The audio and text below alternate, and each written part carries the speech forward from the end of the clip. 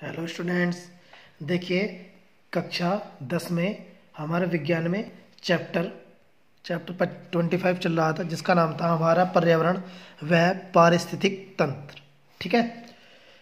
अब देखिए, हमने इसमें कुछ टॉपिक्स कंप्लीट किए थे, जिसमें हमने आपको कल बताया था स्वपोषी विमपोषी के बारे में बताया था, और जो जैविक घटक अजैविक घटक होते हैं उनके बारे में आज हमने पढ़ाया था।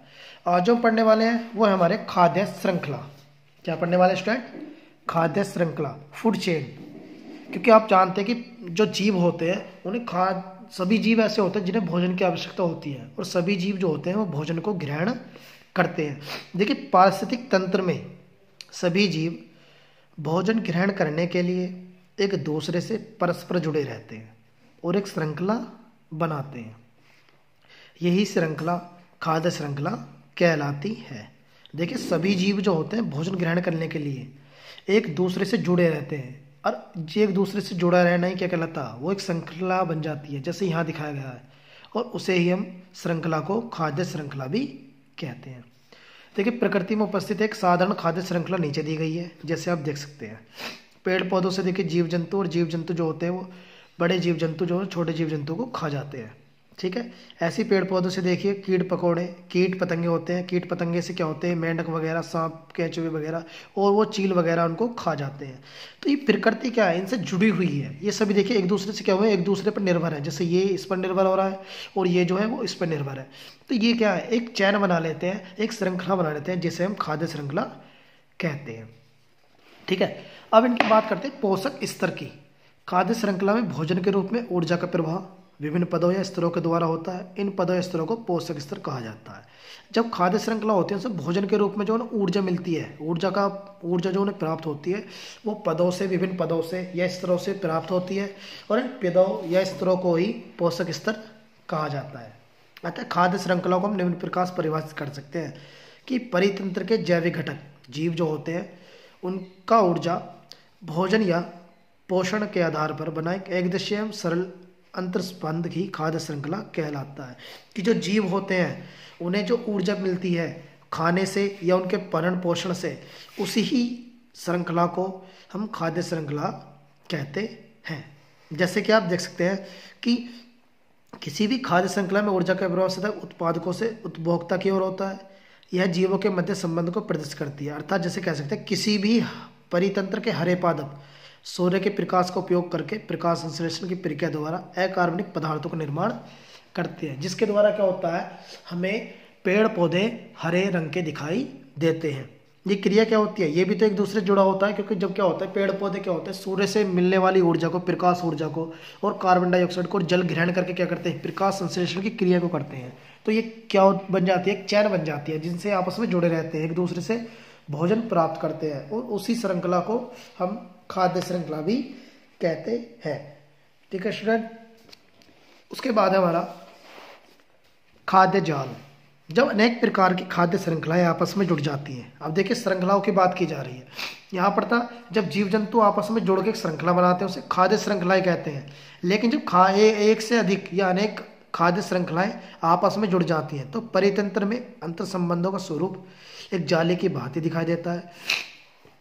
इस जटिल अंतर संबंधी के जाल को खाद्य जाल कहते हैं, और यह जीवों के समुदायों के मध्य के संबंधों को प्रदर्शित करता है। जैसे देखिए, इस जाल में क्या होता है? एक प्राणी को खाने वाले कई परभक्षी उत्पन्न हो जाते हैं, अर्थात यहाँ अनेक प्राथमिक, द्वितीयक व तृतीयक उपभोक्ता भी होते हैं। ये एक सर्वमान्य तथ्य है, जिसका परितंत्र का खाद्य जाल जितना अधिक जटिल हो जाएगा वह उतना ही अधिक स्थिर होगा, क्योंकि इस प्रकार के जाल से यदि कोई एक प्रजाति रोगग्रस्त या लुप्त हो जाती है तो उस पर आश्रित परभक्षी का जीवन संकट में नहीं पड़ेगा, तथा उसके आहार के कई और विकल्प उपस्थित होंगे जो उसे जीवित रखें। क्योंकि क्या देखा होगा कि बहुत से जीव जंतु ऐसे होते हैं जो सिर्फ और सिर्फ जो शाकाहारी भोजन का सेवन करते हैं। बहुत से जीव जंतु ऐसे होते हैं जो सिर्फ और सिर्फ मांसाहारी भोजन का सेवन करते हैं, और बहुत से ऐसे होते हैं जो मांसाहारी और शाकाहारी दोनों का भोजन ग्रहण कर लेते हैं।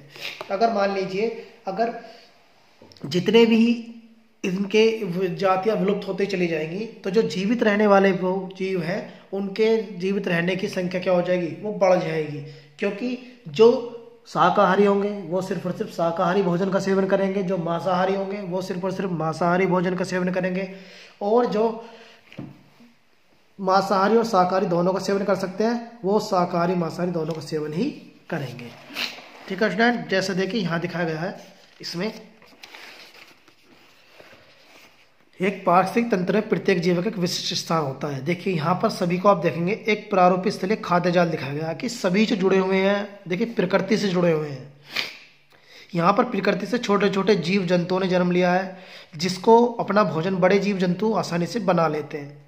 ठीक है, तो ये क्या है, एक प्रकार का जाल है, क्योंकि सब किससे जुड़े हुए हैं, प्रकृति से जुड़े हुए हैं। प्रकृति छोटे छोटे पादपों को विकसित करती है, जिसके दौरान क्या होता है, बड़े पादप या बड़े जीव जंतु जो होते हैं वो छोटों को निगल जाते हैं, खा जाते हैं, उनको भोजन अपना बना लेते हैं। ठीक है स्टूडेंट, उसके बाद देखिए यहाँ पर पारिस्थितिक तंत्र में ऊर्जा का प्रवाह दिखाया गया है। देखिए पृथ्वी पर सूर्य का प्रकाश ही सभी जीवों के लिए ऊर्जा का मुख्य स्रोत है। ये सभी लोग आप जानते होंगे कि जो हमारे ऊर्जा का मुख्य स्रोत होता है वो सूर्य का प्रकाश होता है। सूर्य से प्रकाश प्राप्त प्रकाश ऊर्जा के उपयोग की क्षमता केवल उत्पादकों में होती है। उत्पादक प्रकाश संश्लेषण की प्रक्रिया द्वारा कार्बनिक पदार्थों का निर्माण करके इसे संचित कर लेते हैं। इसे संचित करने का मतलब इसे ग्रहण करके क्या होते हैं, हमें जीवन जीने योग्य बना लेते हैं। सूर्य का प्रकाश हमें जीवन जीने योग्य क्या होता है, वो बनाता है। इसी संचित कार्बनिक पदार्थ का उपयोग उपभोक्ता द्वारा किया जाता है, जिससे प्राप्त ऊर्जा उन्हें गतिमान बनाए रखती है। इस प्रकार भोजन ऊर्जा का स्रोत न होकर वास्तव में ऊर्जा प्रवाह का एक माध्यम है। हरे पादपों को खाकर शाकाहारी जीव ऊर्जा की प्राप्ति करते हैं। इन शाकाहारी जीवों को विभिन्न मांसाहारी जीवों द्वारा खा लिया जाता है। जो शाकाहारी जीव होते हैं उन्हें मांसाहारी जो जीव होते हैं उनको निगल जाते हैं, अपना भोजन बना लेते हैं। इस प्रकार पारिस्थितिक तंत्र में एक पोषी स्तर से दूसरे पोषी स्तर में ऊर्जा स्थानांतरण भोजन के रूप में होती है, जिसे ऊर्जा का प्रवाह कहते हैं। जब कोई मान लीजिए कोई शाकाहारी हम भोजन कर रहे हैं जिससे हमें ऊर्जा प्राप्त हो रही है, अब कोई मांसाहारी जीव जंतु आता है जो हमें खा जाता है, जो शाकाहारी भोजन खाने वाले जीवों को खा जाता है, तो उसे भी वो भी तो जो खाता है वो भी तो ऊर्जा के लिए खाता है। तो इसका मतलब क्या है, ऊर्जा का स्थानांतरण हो रहा है, ऊर्जा का क्या हो रहा है, प्रवाह हो रहा है, जिसे हम ऊर्जा प्रवाह कहते हैं। जैसे देखिए यहाँ दिखाया गया है, शीर्ष होता है सबसे ज्यादा मांसाहारी। सबसे पहले क्या होता है, हमारा सूर्य का प्रकाश होता है, वो हमेशा उत्पादक की ओर गतिमान होता है। उत्पादक से हमेशा शाकाहारी बनते हैं। शाकाहारी को मांसाहारी खा सकते हैं, लेकिन मांसाहारी को शीर्ष मांसाहारी खा जाते हैं, जो शाकाहारी और मांसाहारी को दोनों को खा लेते हैं। ठीक है स्टूडेंट, मानव का प्राकृतिक पर्यावरण पर प्रभाव। मानव प्रकृति का सबसे बुद्धिमान प्राणी है, जिससे क्रियाकलापों का पर्यावरण पर बहुत स्तरीय प्रभाव पड़ता है। वर्तमान में प्राकृतिक संसाधनों का अत्यधिक दोहन, जैसे औद्योगिक विकास, वनोन्मूलन, जनसंख्या वृद्धि आदि मानवीय क्रियाकलाप पर्यावरण को बहुत अधिक प्रदूषित व असंतुलित कर रहे हैं। देखिए मानव को जो है प्रकृति का सबसे बुद्धिमान प्राणी माना गया है, लेकिन उसके बावजूद क्या होता है, जैसे विभिन्न क्रियाकलाप होते हैं कि जैसे कि वर्तमान में प्राकृतिक संसाधन अत्यधिक दोहन, औद्योगिक विकास हो रहा है, वहाँ पर वनों का काटना, जनसंख्या वृद्धि, ये सब क्या है, ये सभी हमारे मानवीय क्रियाकलाप पर्यावरण को बहुत ही अधिक प्रदूषित व असंतुलित कर रहे हैं। और इस मानवीय क्रियाकलापों के कारण ही प्रमुख पर्यावरणीय समस्या देखें निम्न है। जैसे कि ओजोन परत, सबसे मुख्य कारण कौन सा, हमारा प्रभाव जो पड़ता है किस पर पड़ता है, ओजोन परत पर पड़ता है। देखिए वायुमंडल में भूसतह से लगभग 50 किलोमीटर ऊपर समताप मंडल में ओजोन O3 गैस का एक सघन स्तर पाया जाता है, जिसे ओजोन परत कहते हैं। ठीक है स्टूडेंट, यह गैसीय परत सूर्य से आने वाली हानिकारक परावैंगनी किरणों को अंतरिक्ष में अवशोषित एवं परावर्तित कर जैवमंडल की सुरक्षा करती है। वायुमंडल में अवशोषित ओजोन जो होती है, देखिए आज जो ये सब किरणें होती हैं, ओजोन परत होती हैं, ये सब क्या होती हैं, ये हमारी समताप मंडल में पाई जाती हैं, जिसे हम ओजोन परत कहते हैं। तो आज स्टूडेंट आज हम यहीं तक पढ़ने वाले हैं, इससे कम कल पढ़ेंगे। ये आज तक जो मैंने आज को आपको रिवाइज कराया है, इसको आपको अच्छे से लर्न करना है और अपने नोटों में नोट भी करना है। अगर किसी बच्चों को इसमें कोई प्रॉब्लम आती है तो मुझे कमेंट करें। Thank you.